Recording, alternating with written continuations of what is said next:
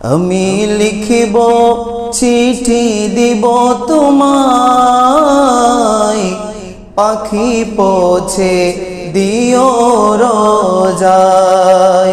আমি লিখিব চিঠি দিব তোমায়, পাখি পৌঁছে দিও রোজায়।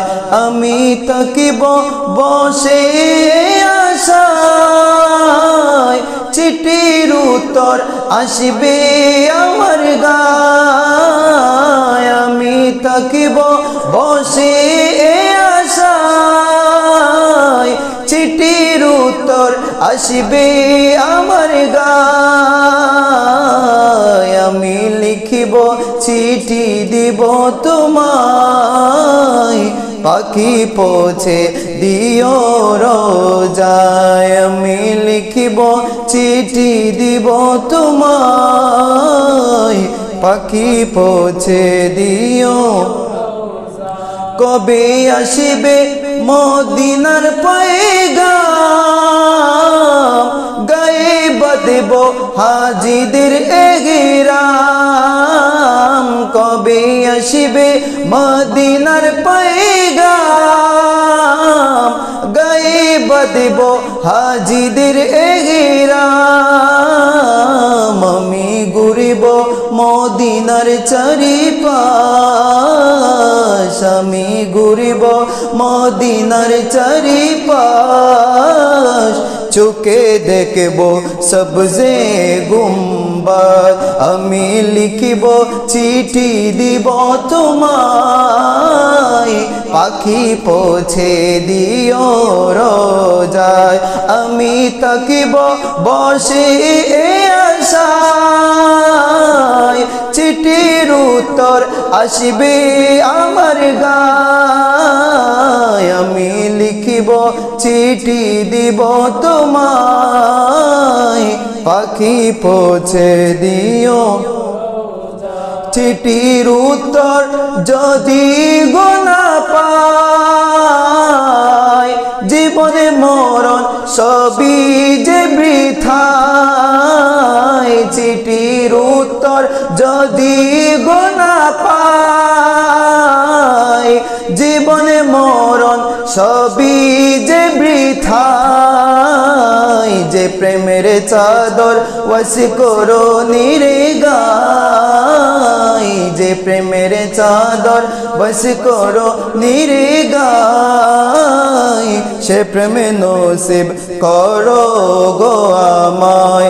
আমি লিখিব চিঠি দিব তোমায়, পাখি পৌঁছে দিও রোজায়। আমি লিখিব চিঠি দিব তোমায়, পাখি পৌঁছে দিও রোজায়।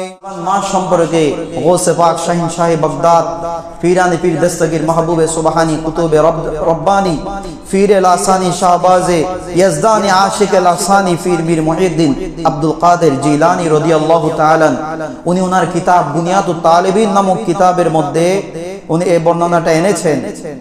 যিনি বলছেন শাবান মাসের মধ্যে, শাবান যে শব্দ, শাবানুন আরবি শব্দ, এখানে 5টা হরফ রয়েছে। শাবান, শিন, আইন, বা, আলিফ, নুন। তিনি এটার বর্ণনা এভাবেই দিচ্ছেন। শিন দ্বারা হলো শরফ, আরবিতে শরফ অর্থ হলো মর্যাদা। আইন দ্বারা হলো উলু, উলু মানে হলো উচ্চ মর্যাদা। বা দিয়ে হলো বিররুন মানে সদ্ব্যবহার, অনুগ্রহ। আলিফ দিয়ে হলো উলফত, উলফত মানে হলো উচ্চ মর্যাদা, মোহাব্বত, ঘনিষ্ঠতা। আর নুন দ্বারা হলো নূর, জ্যোতি, আলো। অর্থাৎ এই শরফ, এই বীর, উলু, উলফত, নূর, মর্যাদা, ঘনিষ্ঠতা, মোহাব্বত, উচ্চ মর্যাদা, নূর, জ্যোতি, আরো যত আল্লাহর নিয়ামত আছে, সমস্ত নিয়ামত এই মাসের মধ্যে আল্লাহ বান্দাদেরকে দান করেন। সুবহানাল্লাহ বলেন। গৌসে পাক বলেন এটা এমন মাস যে মাসের মধ্যে বান্দার গুনাহসমূহ আল্লাহ মুছে দেন। সুবহানাল্লাহ। এটা এমন মাস যে মাসের মধ্যে মানুষ বেশি বেশি নেকি করে। এটা এমন মাস যেই মাসের মধ্যে মানুষ বেশি বেশি নবীজির উপরে দরুদ শরীফ পড়ে, এটা দরুদ শরীফ পড়ার মাস। কেন? কারণ আমরা যে আল্লাহর নবীর উপর দরুদ শরীফ পড়ি, এটা তো আমার আল্লাহর নির্দেশ। আল্লাহ কোরআনের মধ্যে নির্দেশ দিয়েছেন আল্লাহর মাহবুবের উপর দরুদ পড়ার জন্য। এই নির্দেশ আল্লাহ এই শাবান মাসের মধ্যে দিয়েছেন। সুবহানাল্লাহ বলে আমরা যে আয়াত তেলাওয়াত করি কোরআন শরীফের মধ্যে, বিসমিল্লাহির রহমানির রহিম,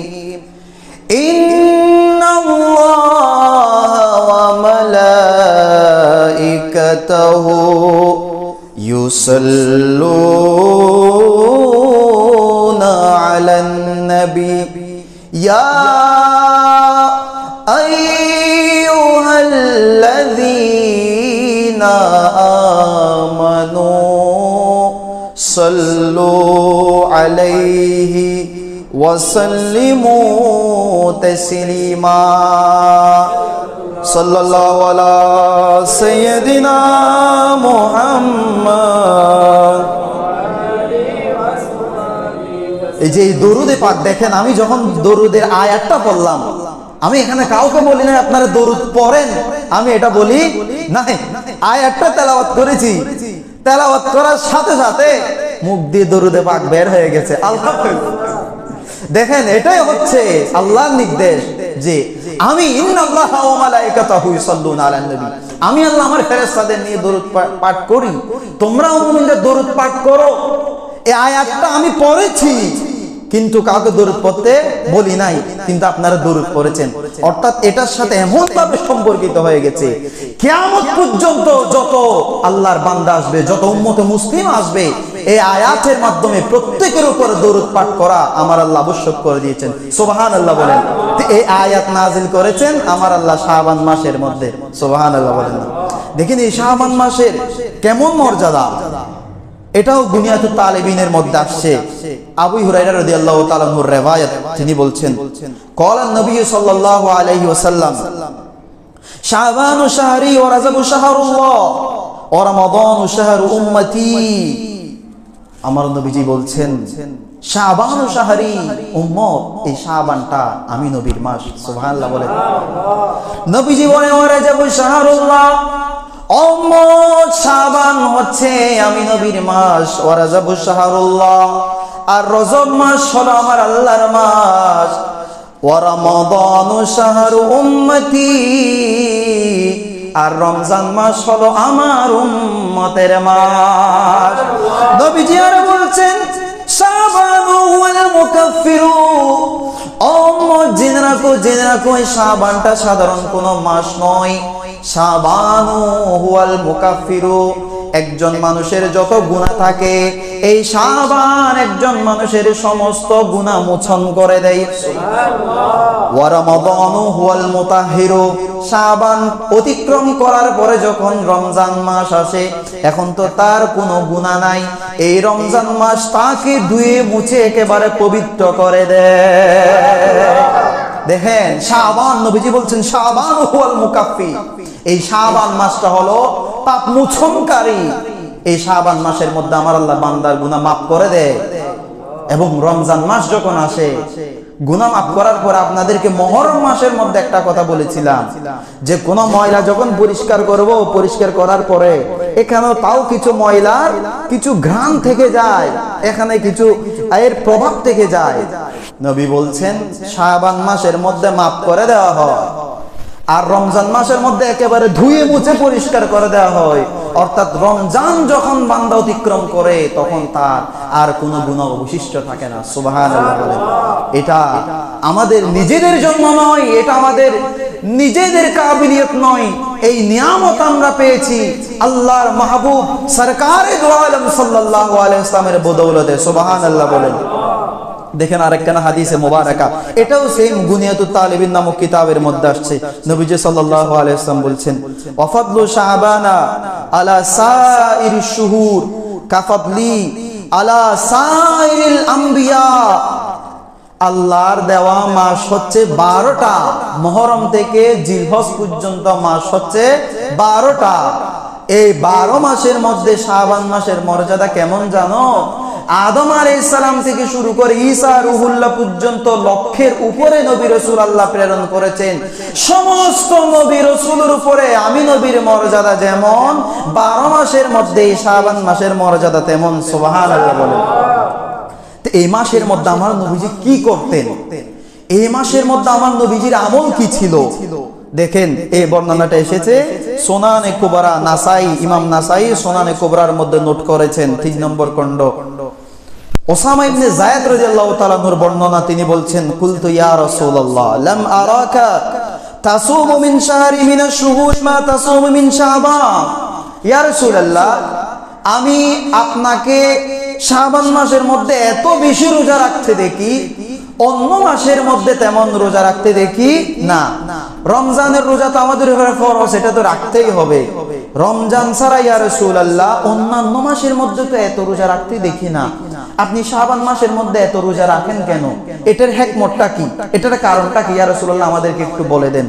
তখন নবীজি বলছে ক্বালা যালিকা শাহরুন ইয়াকফুলুন নাসু আনহু বাইনা রজব ওয়া রমজান। নবীজি বলছেন এর 1 নম্বর এটা রাখার কিছু কারণ রয়েছে, তার মধ্যে 1 নম্বর কারণ হলো এই মাসের মধ্যে মানুষ গাফেল থাকে। রজব মাসের মধ্যে মানুষ ইবাদত করে, কারণ এটা আল্লাহর সম্মানিত একটা মাস। 12 মাসের মধ্যে 4টা মাস হারাম মাস সম্মানিত, মুহররম, রজব, জিলকদ, জিলহজ। এই 4 মাসকে জাহেলির যুগের মধ্যে সম্মান করত। তো এই কারণে মানুষরা রজব মাসে ইবাদত করে বেশি, যদিও আমরা করি না। এই সম্পর্কে আমরা রজব মাসেও গাফেল, কিন্তু আগে মানুষ রজব মাসে ইবাদত করত। আবার রমজান মাসেও ইবাদত করে, কারণ রমজান মাসের মধ্যে যেহেতু রোজা রাখে, আল্লাহর প্রতি, দ্বীনের প্রতি একটা টান বেড়ে যায়। রজব মাসেও রোজা রাখে, এদিকে শাবান মাসের মধ্যে ইবাদত করে রোজা রাখে। কিন্তু এই শাবান সম্পর্কে মানুষ গাফেল থাকে। যাতে মানুষ শাবানের মর্ম বুঝতে পারে, শাবানের কত মর্যাদা, এই জন্য আমি নবী এই মাসের মধ্যে বেশি বেশি রোজা রাখি। সুবহানাল্লাহ বলেন। নবীজি বলছে কেন রাখি জানো এই রোজাগুলা? ওয়া হুয়া শাহরুন তুরফাউ ফীহিল আমালু ইলা রাব্বিল আলামিন।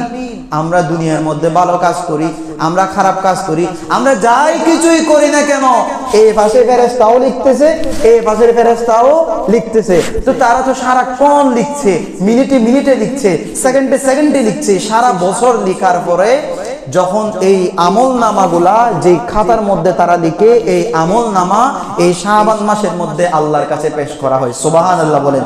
দেখেন নবীজি বলছে আমি কেন বেশি করি জানো? কারণ সারা বছর কেরামান কাতিবিন আমাদের যে আমল নামা লেখে, এই আমল নামাগুলো আল্লাহর দরবারে পেশ করা হয় শাবান মাসে। ফাউহিব্বু আইয়ুরফা আমালি ওয়া আনা সাইম। আর আমি নবী পছন্দ করি, আমি নবী চাই আমার আমল এমন অবস্থায় আল্লাহর কাছে পেশ করা হোক যে আমি রোজাদার অবস্থায় যাতে আমার আল্লাহর কাছে আমার আমলনামা পেশ করা হয়। সুবহানাল্লাহ বলেন। তাহলে বাবা দেখেন এখান থেকে আমার নবীজি বলছেন আমি চাই আমার আমলনামা যেন আমি রোজাদার অবস্থায় আল্লাহর কাছে পেশ করা হয়। তাহলে এই মাসের মধ্যে এটা হচ্ছে হিসাব দেওয়ার মাস।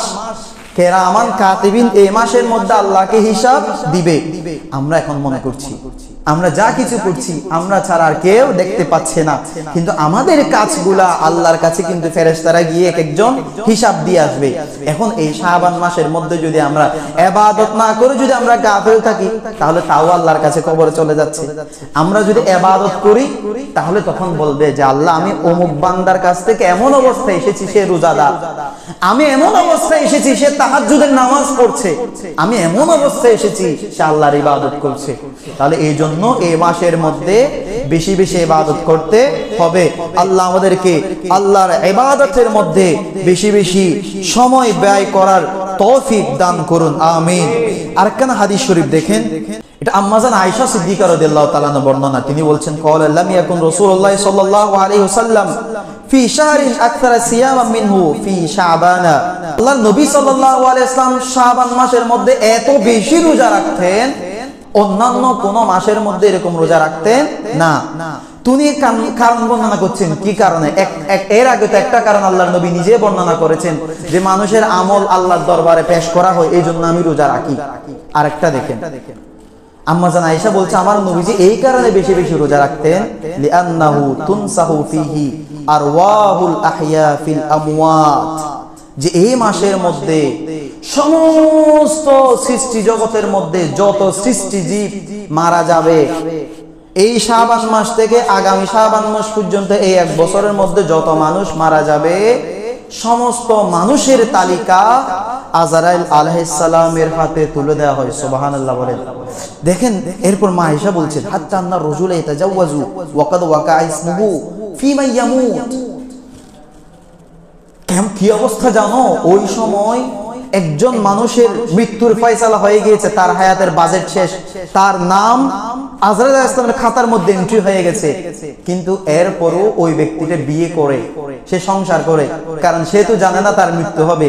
সে যদি জানতো আগামী বছর তার মৃত্যু হবে, তাহলে সে তো এত দুনিয়াদারির মধ্যে থাকতো না।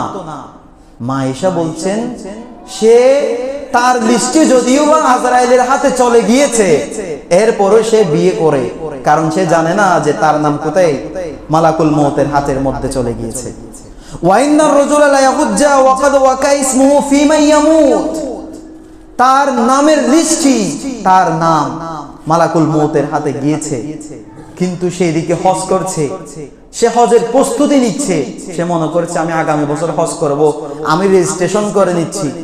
সে জানে না তার মৃত্যুর ফয়সালা হয়ে গেছে, তার লিস্ট মালাকুল মউতের হাতে চলে গিয়েছে।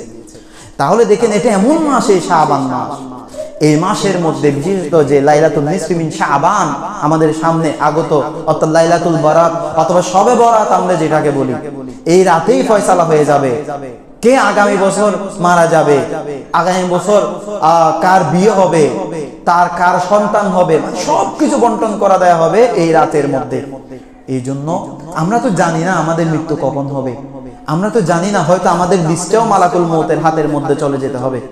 এই জন্য আমরা এটা মনে করতে পারবো না যে আমার বয়সটা এখন অনেক ছোট, আমি এখনো বিয়ে শাদী করি নাই, অত আমি বিয়ে করেছি, আমার বাচ্চা একটা আছে মাত্র, আমি আরো বেশি বাঁচতে পারবো 70-80 বছর।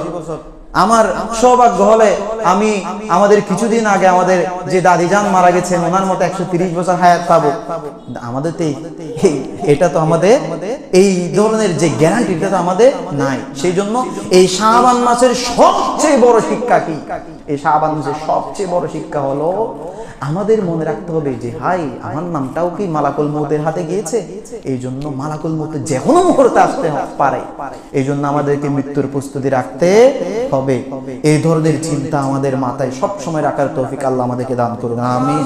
এই মাসের মধ্যে অনেক অনেক গুরুত্বপূর্ণ ঐতিহাসিক ঘটনা ঘটেছে, তোর মধ্যে অন্যতম আরেকটা হলো আমরা এখন নামাজ পড়ি কাবার দিকে মুখ করে। আমাদের কিবলা হলো কাবা শরীফ, কিন্তু আমাদের কিবলা কাবা ছিল না, আমাদের কিবলা ছিল বাইতুল মুকাদ্দাস। নবীজি সাল্লাল্লাহু আলাইহি ওয়াসাল্লাম হিজরত করার পরে যখন মেরাজের যে নামাজ পেয়েছি আমরা মেরাজের মাধ্যমে, হিজরত করার পরও দীর্ঘ 16 থেকে 17 মাস পর্যন্ত নবীজি বাইতুল মুকাদ্দাসের দিকে ফিরে নামাজ পড়েছেন। তো নবীজি যখন বাইতুল মুকাদ্দাসের দিকে ফিরে নামাজ পড়ে, ইহুদিরা বলতে শুরু করলো যে দেখো, ও আমাদের ধর্মে চলে আসতেছে আস্তে আস্তে, মুহাম্মদ সাল্লাল্লাহু আলাইহি ওয়াসাল্লাম আমাদের ধর্মে চলে আসতেছে, উনি দেখে আমাদের কিবলার দিকে, আমরা যেদিকে নামাজ পড়ি ইবাদত করি, ওরাও সেদিকে নামাজ পড়তেছে, মনে হয় আস্তে আস্তে চলে আসবে। এই কথাগুলো যখন আমার নবীজির কানে আসে, আমার নবীজির বড় খারাপ লাগে, আর আমার নবীজির মনও চাই বারবার কাবার দিকে নামাজ পড়তে, কারণ এই কাবা আবাদ করেছেন আল্লাহর নবী ইব্রাহিম আলাইহিস সালাম, যে বংশ দিয়ে আমার নবীজি এই দুনিয়াতে এসেছেন। সুবহানাল্লাহ বলেন। তো এই জন্য আমার নবীজির মন চাচ্ছিল বারবার যে আমি এদিক থেকে আমি আল্লাহ যদি আমার কিবলা যদি কাবার দিকে করে দিত, আমি যদি কাবার দিকে নামাজ পড়তে পারতাম। একবার আমার নবীজি বারবার এভাবে আকাশের দিকে তাকাচ্ছেন, কিছু বলছেন না, মনে মনে চাচ্ছেন যে আমার কিবলাটা যদি কাবার দিকে হতো, এটা মনে মনে করে, আর নামাজের মধ্যে এভাবে উপরের দিকে তাকায়। আর আমার আল্লাহর কাছে এত ভালো লেগে যায়, আমার আল্লাহ সাথে সাথে সিদ্ধান্ত দিয়ে দিন ওই নামাজের মধ্যে, মাহবুব কাদ নারা তাকাল্লুব ওয়াজহিকা ফিস সামাই ফালানুওয়াল্লিয়ান্নাকা কিবলাতান তারদাহা ফাওয়াল্লি ওয়াজহাকা শাতরাল মসজিদিল হারাম। মাহবুব, আপনার মন চাচ্ছে এদিকে নামাজ পড়তে, ঠিক আছে, আপনার মন যেদিকেই চাচ্ছে আপনি নামাজের মধ্যে সেদিকেই ফিরে যান। ফাওয়াল্লি ওয়াজহাকা শাতরাল মসজিদিল হারাম, আপনার মন চাচ্ছে মসজিদে হারামের দিকে নামাজ পড়তে, যান। আপনার জন্য আজকে থেকে না কিয়ামত পর্যন্ত আমার যত বান্দা আসবে সবার জন্য আমি কিবলাকে, আমি কাবাকে আমি কিবলা হিসেবে নির্ধারণ করে দেন। জুরবান সুবহানাল্লাহ। এই জন্য এক শায়ের কত সুন্দর করে বলেছিলেন তার নাচের মধ্যে, আরে মুস্তাফা সে হে খুদা কে प्यार कितना देखिए, मुस्तफा से है खुदा के प्यार कितना देखिए, खानाए काबा को किबला कह दिया तो हो गया, कह दिया तो हो गया, कह दिया तो हो गया, मोजज़ा मेरे नबी का कह दिया तो हो गया, आपने कतरे को दरिया कह दिया तो हो गया। আর আমাদের একটা বাঙালি শায়ের এটা অনুবাদ করছেন, আরে তোমার ইচ্ছা প্রাধান্য পাই সবারই উপর, বাস্তব প্রমাণ কিবলা হলো মক্কার কাবাগর, বাইতুল মুকাদ্দাস ছিল কিবলা সবারই, কাবা কিবলা কবুল হলো ইচ্ছা তোমারই, আমরা তোমার ভিখারি, আমরা তোমার ভিখারি, ওগো নবী প্যারা নবী তোমারি দরবার, যেতাই গেলে একবার যেতে হয় না বারবার, দো জাহানে চলে ওগো তোমার জমিদারি, আল্লাহ সবকে চোর মালিক তুমি বন্টনে কারি, আমরা তোমার ভিখারি, আমরা তোমার ভিখারি, আমরা তোমার ভিখারি, সালাতুন ইয়া রাসূলুল্লাহ, সালামুন ইয়া হাবিবাল্লাহ। দেখেন এখানে আরেকটা জিনিস দেখেন, এবার যখন কিবলা পরিবর্তনের ঘটনা ঘটে, মদিনা শরীফ থেকে এদিকে হচ্ছে, এখানে তো আমার উল্টাপাল্টা হয়ে যাচ্ছে, কারণ এই মসজিদের মধ্যে ঢুকলে বিশেষ করে এই এলাকার মধ্যে আসলে কোন দিকে পূর্ব কোন দিকে পশ্চিম আমি কনফিউশনের মধ্যে পড়ে যাই, শুধু এদিকে নামাজ পড়ার সময় মনে হয় এদিকে পশ্চিম, আর এখানে আসলে আমার মাথাটা ঘুরে যায়। তো এই জন্য আমি এখন এটা এদিকে পশ্চিম মনে করছিলাম। তো একদিকে হচ্ছে মদিনা শরীফের, একদিকে বাইতুল মুকাদ্দাস, আর একদিকে হচ্ছে কাবা শরীফ। তো এখন যদি কিবলা নামাজের মধ্যেই পরিবর্তন হয়ে গেছে, নামাজের মধ্যেই কিবলাটা পরিবর্তন হয়ে গেল, তো নামাজের মধ্যে আমার নবীজি এদিকে ফিরে গেছেন। আচ্ছা ধরেন আমি এখন আমার নবী যখন এদিকে ফিরলেন, যখন ফিরে গেছেন, তখন সমস্ত সাহাবায়ে কেরামকে ফিরতে হবে, সমস্ত সাহাবায়ে কেরামকে। ধরেন আমি এদিকে ফিরে নামাজ পড়তেছি, আপনার এখন আমার পিছনে, আর আমি যদি এদিকে ফিরে যাই তখন আমার সামনে, তা আমাকে তো সামনে চলে যেতে হবে। নবীজি যখন সামনে গেলেন তখন সমস্ত সাহাবায়ে কেরাম এভাবে ঘুরে গেলেন। এখানে ভালো করে খেয়াল করেন, আয়াতটা যখন নাজিল হয়েছে তখন কিন্তু জিবরিল আমিন মাইক দিয়ে এরকম এলান করে দেয় নাই, অথবা বড় আওয়াজও বলে নাই, আমার নবীজিও কাউকে বলে নাই, কিন্তু আমার নবীজি ফিরার সাথে সাথে সমস্ত সাহাবায়ে কেরাম ফিরে গেছে। তাহলে কেমনে বুঝতে পারলো যে আমার নবীজি ফিরে গেছে? এর কারণ হলো আমরা নামাজ পড়ে আমাদের নামাজের চুপটা থাকে কোথায়? সিজদার স্থানে। আমাদের কিবলা হলো কাবা, আমাদের কিবলা কাবা, কিন্তু কাবারও যেটা কিবলা সেটা হচ্ছে নবী মুস্তাফা সুবহানাল্লাহ। সেজন্য সাহাবায়ে কেরাম যখন নামাজ পড়তেন আমরা তো এভাবে সিজদার স্থানে দেখি, কিন্তু সাহাবায়ে কেরাম সিজদার স্থানে দেখতেন না, তারা এভাবে আমার নবীজির চেহারায় আনোয়ারের দিকে দেখে থাকতেন সুবহানাল্লাহ। কারণ এটা আমরা দেখতে পাই, সিদ্দিক আকবর যখন যায় নামাজের মধ্যে ছিল, আমার নবীজি অসুস্থ অবস্থায়, তখন সিদ্দিক আকবর তখন যায় নামাজের মধ্যে ছিল, হঠাৎ যখন খেয়াল করলেন আমার নবীজি চলে আসছে, তখন সাথে সাথে সিদ্দিক আকবর নেমে গেল। এখন কথা হচ্ছে সিদ্দিক আকবর কেমনে বুঝতে পারলেন যে নবী আসছে? এটা এভাবেই বুঝতে পারছেন যে এদিকে যদিও বা তারা এভাবে নামাজ পড়ছে, নামাজ এদিকে পড়ছে, কিন্তু তাদের চেহারাটা ছিল আমার নবীজির হুজরা ছিল এদিকে। তারা যদিও নামাজ পড়ছে এভাবে দাঁড়িয়েছে কাবাকে সামনে নিয়ে, কিন্তু তাদের চেহারাটা ছিল আমার নবীজির চেহারায় আনোয়ারের দিকে। সুবহানাল্লাহ বলেন। কারণ এই কাবাটা হচ্ছে আমাদের কিবলা, আর কাবারও যিনি কিবলা তিনি হচ্ছেন আমাদের নবী মুস্তাফা। সুবহানাল্লাহ বলেন না। তাহলে এই কিবলা পরিবর্তনের যে ঘটনা, এই ঘটনাটা ঘটেছে এই মাসের মধ্যে। শুধু তাই নয়, আমার আল্লাহ রাব্বুল আলামিন যে আমার নবীজি সাল্লাল্লাহু আলাইহি ওয়াসাল্লামকে মাকামে মাহমুদ এ অধিষ্ঠিত করার যে ঘোষণা দিয়েছেন, এই মাকামে মাহমুদ কি? আপনারা তো, আমরা যারা সুন্নি মুসলমান, এটা আমরা সব সময় শুনি। আমার নবীজি হাশরের মাঠের মধ্যে সমস্ত আম্বিয়া কেরামের সামনে যখন কেউ সাহস করবে না আল্লাহর সামনে কথা বলার জন্য, সুপারিশ করার জন্য, ওই সময় আমার নবীজি যখন আভাবে সিজদার মধ্যে পড়ে যাবেন, আমার আল্লাহ তখন বলবেন, ইরফা রাসাকা ইয়া মুহাম্মদ সালতু তাইশফা তুশফা, ইয়া রাসূলুল্লাহ আপনি আপনার মাথা উত্তোলন করেন, আপনি চান যাই চান তাই দিব, আপনি সুপারিশ করেন, যার জন্য সুপারিশ করবেন আমি তার জন্য সুপারিশ কবুল করে দিব। সুবহানাল্লাহ বলেন। এটাই হচ্ছে মাকামে মাহমুদ, এটাই হলো মাকামে মাহমুদ। যে সময় কোন নবী, যে সময় কোন নবী সাহস করবে না, যেটা আমি মেরাজের আলোচনার মধ্যে বলেছিলাম। মেরাজের মধ্যে যখন আল্লাহ বলছেন যে ইয়া রাসূলুল্লাহ এখানে আমার কাছে কি চান বলেন তো, আসছেন আমার কাছে, দেখি আমার কাছে আপনি ইয়া রাসূলুল্লাহ কিছু চান, আপনি যা চাইবেন আমি আপনাকে তাই দিয়ে দিব। সুবহানাল্লাহ বলেন। নবীজি বলছেন, আল্লাহ রে আমি কিছু চাই না, রাব্বি হাবলি উম্মতি, আপনি আমার উম্মতগুলোরে maaf করে দেন, আমি খুশি হয়ে যাব। সুবহানাল্লাহ বলেন। দেখেন আল্লাহ বলতেছেন হাবিব কি চাইবেন, নবী বলছেন আমি আমার জন্য কিছু চাই না, আমার উম্মতগুলোরে পার করাই দেন, আমি এমনিও খুশি হয়ে যাব। আল্লাহ বলছেন, মাহবুব এখানে তো আমি আছি আর আপনি আছেন, কেউ না, এমনকি জিবরিল আমিনও নাই, তো এখানেও আপনি উম্মতের কথা ভাবতেছেন, এখানেও উম্মত উম্মত। তখন আল্লাহর নবী বলছেন, আল্লাহ করবোটা কি? আপনি হচ্ছেন আলহামদুলিল্লাহ রাব্বিল আলামিন, আর আমারে বানাই দিলেন ওয়া আরসালনাকা ইল্লা রাহমাতাল লিল আলামিন। আমার উম্মত জাহান্নামের মধ্যে জ্বলবে, এটা তো আমি নবী সহ্য করতে পারবো না, সেই জন্য আমি আপনার কাছে একটা দাবি রাখছি, আপনি আমার উম্মতকে maaf করে দেন। সুবহানাল্লাহ। আল্লাহ বলেন, জান আমি 70,000 maaf করে দিলাম। এবার বলেন তো কি চান? আল্লাহ রে আমি ওটাই চাই যেটা আগের বার চেয়েছিলাম, আমার উম্মতকে maaf করে দেন। আল্লাহ বলেন, আরো 70,000 maaf করে দিলাম। তো এভাবে করতে করতে আল্লাহ 700 বার বলেছিলেন যে মাহবুব আপনি কি চান। নবীজি 700 বার বলেছেন, আল্লাহ আমি আমার উম্মত চাই, আমার উম্মতকে maaf করে দেন। আল্লাহ 700 বারে প্রত্যেকবারের মধ্যে 70,000 করে maaf করতে করতে 4,90,00,000 উম্মতকে ওই দিন maaf করে দিয়েছিলেন, যারা বিনা হিসেবে জান্নাতের মধ্যে চলে যাবে। আবারও জিজ্ঞেস করছেন যে মাহবুব এবার কি চান বলেন, 700 বার তো উম্মতের কথা চাইলেন। নবী বলছেন, এবার আমি আমার উম্মতকে চাইবো। সুবহানাল্লাহ বলেন। আল্লাহ বলছেন, না এখন আর maaf করব না, কারণ এখানে আমি আছি, আপনি আছেন, আর কেউ না, এটা কেউ দেখছে না।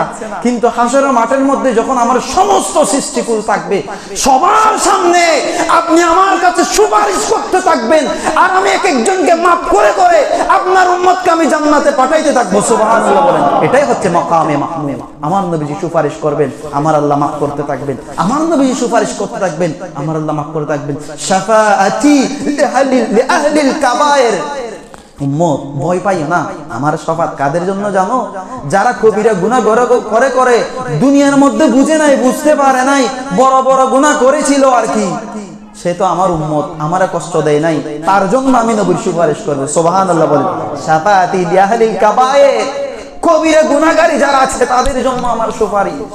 এই মাকামে মাহমুদ, মাকামে মাহমুদ আরেকখানা হাদিস মুবারকা, যেটাও আপনাদেরকে বলেছিলাম, কিন্তু ঘটনার পরিপ্রেক্ষিতে আবার রিপিট করছি এগুলা, যে যখন জান্নাতের মধ্যে যাবে, আদম নবীও যাবে, মুসা নবীও যাবে, নূহ নবীও যাবে, ঈসা নবীও যাবে, সবাই গিয়ে এভাবে সিরিয়াল ধরে দাঁড়িয়ে থাকবে, কারো সাহস হবে না দরজার মধ্যে নক করার জন্য।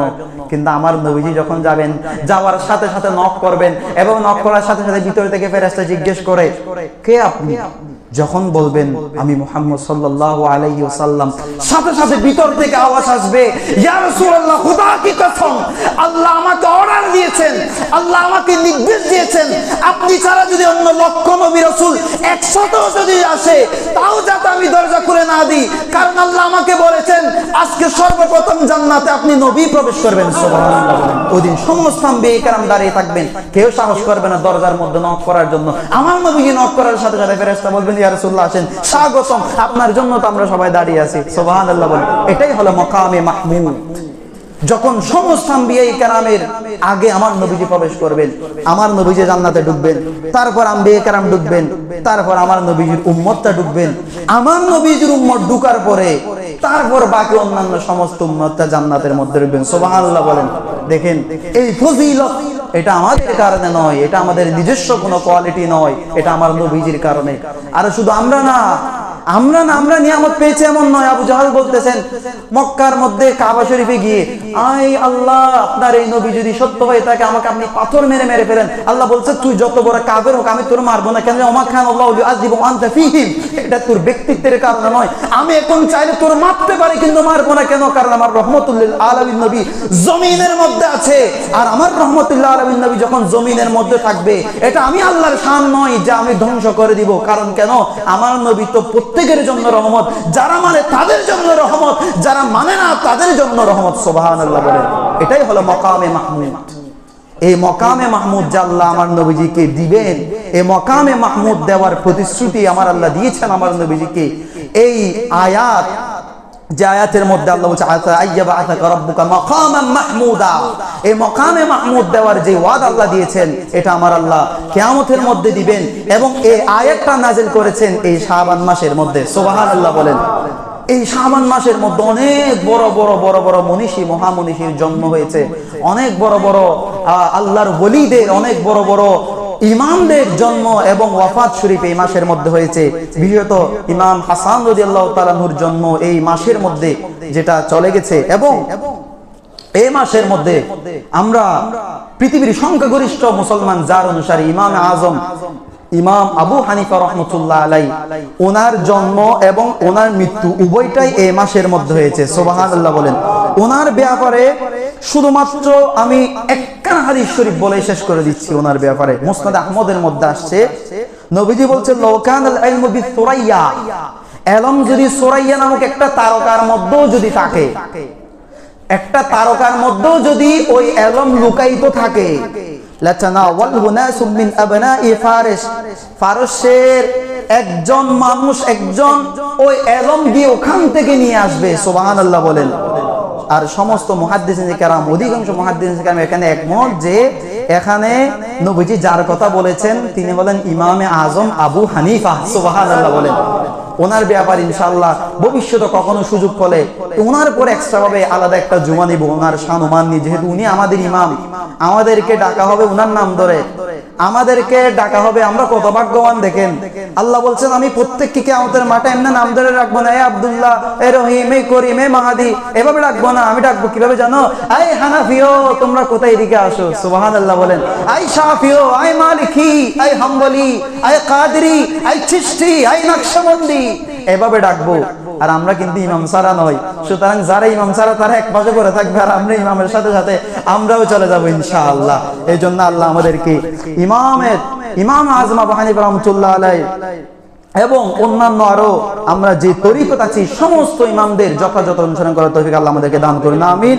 সম্মানিত মুসলিম কেরাম, আমি একদম শেষের দিকে চলে এসেছি। একটা গুরুত্বপূর্ণ এলান, এটা হলো আগামী জুমাবার 14ই ফেব্রুয়ারি। 14ই ফেব্রুয়ারির কথা আলাদাভাবে যখন বলবেন, বিশেষত এখানে আমার যুবক ভাই যারা আছেন, এই যে 25 বছরের ধরেন নিচে, এদের সামনে যখন 14ই ফেব্রুয়ারি কথাটা বলবেন, তাদের মুখ থেকে একটা দুষ্টমিমূলক হাসি বের হবে। কারণ 14ই ফেব্রুয়ারিকে নিয়ে এমন কথা আছে যেটা হয়তো আপনারা মুরব্বীরাও জানেন না। আপনাদেরকে যদি জিজ্ঞেস করি যে 14ই ফেব্রুয়ারি কি, আপনারা এখানে এক বাক্যে বলে দিন ওই দিন লাইলাতুল বারাত। কিন্তু অনেককে যখন জিজ্ঞেস করবেন যে 14ই ফেব্রুয়ারি কি, তারা লাইলাতুল বারাতের আগে বলবো ওই দিন ভালোবাসা দিবস, ওই দিন ভালোবাসা দিবস। দেখেন, এটা কিন্তু এখানে জুমার স্থান, অনেক পবিত্র, অনেক গুরুত্বপূর্ণ সময়। এখানে কিন্তু এটা বলার পিছনেও অনেক হিকমত আছে। এটা হলো এই 14ই ফেব্রুয়ারি বিশেষ করে দেখতে পাচ্ছি এই কয়েক বছর ইদানিং, বিশেষ করে ফেসবুক, মেসেঞ্জার, ইউটিউব এগুলোর কারণে এত গণহারে এর ভয়াবহতা বৃদ্ধি পাচ্ছে। আপনারা এদিকে ইবাদত করবেন, আপনাদের ছেলে মেয়েদেরকে যদি কন্ট্রোল না করেন, দেখবেন ওরা অন্য জায়গায় গিয়ে ছেলে মেয়ে একসাথে হয়ে ইবাদত করতেছে, মাআযাল্লাহ। এই 14ই ফেব্রুয়ারি ভালোবাসা, আমরা মায়ের প্রতি ভালোবাসা, বাবার প্রতি ভালোবাসা, এগুলো একদিনের জন্য না। এগুলা খ্রিস্টান, ইহুদি খ্রিস্টান যেগুলো এদের পদ্ধতি, এর একদিন পালন করবে। আমরা কি মাকে একদিন ভালোবাসি নাকি? আমরা তো সারা বছর ভালোবাসি। আমরা বাবাকেও সারা বছর ভালোবাসি, বিয়ে করলে বউকেও সারা বছর ভালোবাসবো। তো সুতরাং একদিনের জন্য ভালোবাসা, এটা তো এক প্রকার নেকামু। একদিনের ভালোবাসার কোনো প্রয়োজন নাই। এখন ভালোবাসা দিবসের নামে যে উলঙ্গপনা, জেনার বাজার শুরু হয়েছে, আপনারা অবাক হয়ে যাবেন। মোবাইলের কল্যাণে হয়তো আপনারা অনেকে জানেন, অনেকে হয়তো জানেন না, অবাক হয়ে যাবেন। বর্তমানে অধিকাংশ মেয়েরা যে নষ্টের দিকে যাচ্ছে এই 14 ফেব্রুয়ারির কারণে, ভালোবাসা দিবসের নাম নিয়ে তারা যাই শব্দ ইউজ করে ডেটিং এ যাচ্ছে। অথচ আপনারা জানেন না কি অবস্থা হচ্ছে তাদের সতীত্ব বিলিয়ে দিচ্ছে। বিয়ে করার আগে মেয়ে প্রেগনেন্ট, শুনেছেন না আপনারা?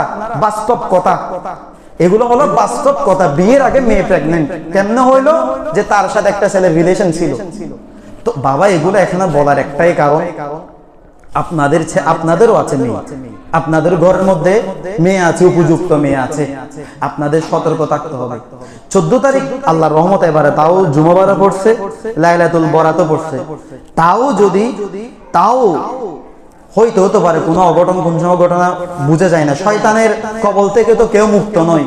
শয়তান, এই জন্য আপনাদের প্রতি একটা অনুরোধ করব, আপনাদের ঘরে উপযুক্ত মেয়ে থাকলে, বিশেষ করে যাদের বিয়ে হয় নাই, এই 14 তারিখ আল্লাহর ওয়াস্তে কাউকে ঘর থেকে বের হতে দিবেন না। কেউ যদি বলে আমি কুচিং এ যাচ্ছি, ওখানে যাচ্ছি, আপনি নিজে যাবেন। ওই দিন কোনো কুচিং নাই। ও যদি বলে আমার অমুক কাজ আছে, বলবে আমি করে দিব, কিন্তু মেয়েদেরকে ছেড়ে দিবেন। আপনার মেয়ে দেখবেন, বাবা আপনার ছেলে প্রয়োজন ওই দিন ঘরের মধ্যে বন্দি করে রাখেন, একদিন আপনি ঘরের মধ্যে তালা মারে রাখেন। কিন্তু এটা আমাদের সচেতন হতে হবে।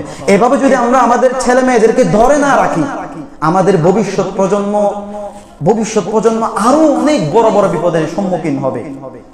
নিয়মিত খবর আসছে যে এরকম মেয়ে দর্শিত, এতজন ছেলে দর্শন, এগুলো কেমনে সুযোগ পাই এই যে এই ধরনের দিবসগুলা নিয়ে, এই ধরনের বেহায়াপনা, এগুলোর সুযোগ তারা গ্রহণ করে। এই জন্য এই কথাটা এখানে বলার একটাই কারণ, আপনাদেরকে অনুরোধ করব, আপনাদের ঘরেও ছেলে মেয়ে আছে। আমার নিজেরও বোন আছে, আমার বোন এখন ফাজিলের মধ্যে পড়ে, আমার নিজেরও দায়িত্ব। আমরা আমাদের বোনদেরকে, আমাদের মেয়েদেরকে ওই 14 তারিখের বেহায়াপনা থেকে মুক্ত রাখার জন্য ওই দিন কোথাও বের হতে দিব না। যত গুরুত্বপূর্ণ কাজ থাকবে আপনি করে দিবেন, প্রয়োজন আপনি যাবেন, কিন্তু একা ছাড়া যাবে না। আল্লাহ আমাদেরকে এই ধরনের উলঙ্গপনা, বেহায়াপনা, জেনা, বেবিচার, এই জন্য ভালোবাসা দিবসের নাম দিয়ে যা কিছু হয়, এই ধরনের কাজ থেকে আল্লাহ আমাদেরকে হেফাজত রাখবেন, আমিন। আমাদের ভবিষ্যৎ প্রজন্মকে যাতে এই ধরনের জেনা বেবিচার থেকে মুক্ত রাখতে পারি, এই ধরনের জেনা বেবিচার থেকে যাতে বাঁচিয়ে রাখতে পারি, সেই তৌফিক আল্লাহ আমাদেরকে দান করুন, আমিন। আমাদের ঈমান আকীদা হেফাজত থেকে আমাদেরকে বেশি বেশি আমল করার তৌফিক দান করুন, আমিন।